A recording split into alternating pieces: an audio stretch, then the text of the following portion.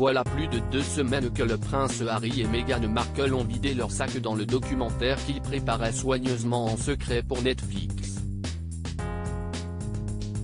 De leurs premières sorties ensemble à leur premier voyage en passant par la présentation à la reine Elisabeth II et au reste de la famille, au mariage et au début de l'enfer pour la duchesse, les révélations se sont multipliées et pas toujours pour annoncer de bonnes nouvelles.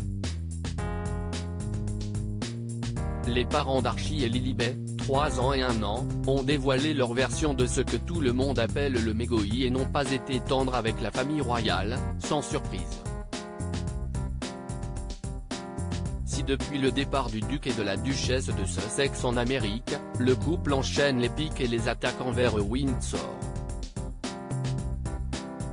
Les retrouvailles pas vraiment prévues pour les funérailles de la reine Elisabeth II ont été scrutées de très près.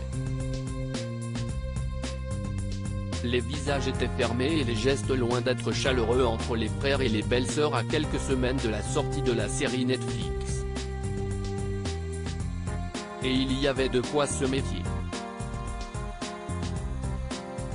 Depuis la diffusion des épisodes, un vent glacial souffle entre l'Amérique et le Royaume-Uni.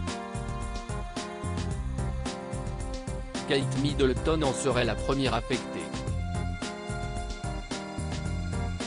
Selon une source à Us Weekly, la duchesse de Cambridge serait très affectée et blessée par les déclarations de son beau-frère. Elle, dont la complicité avec Harry ne faisait aucun doute, aurait le sentiment d'avoir été trahie par ce complice de toujours. Une relation dégradée entre Kate Middleton et le prince Harry, l'entente a vite été au beau fixe. Présente dans la vie de William depuis de longues années, le duc de Sussex avait trouvé en Kate une amie et une confidente indispensable.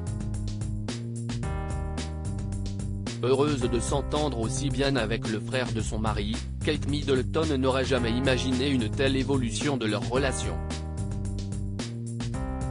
Désormais, le fossé est bien creusé entre Meghan Markle, le prince Harry et le reste de la famille. Malgré tout, le roi Charles III a bel et bien l'intention de convier le couple et les enfants à son couronnement en mai prochain. Une présence encore incertaine étant donné que la cérémonie se déroulera le jour des 4 ans d'Archie.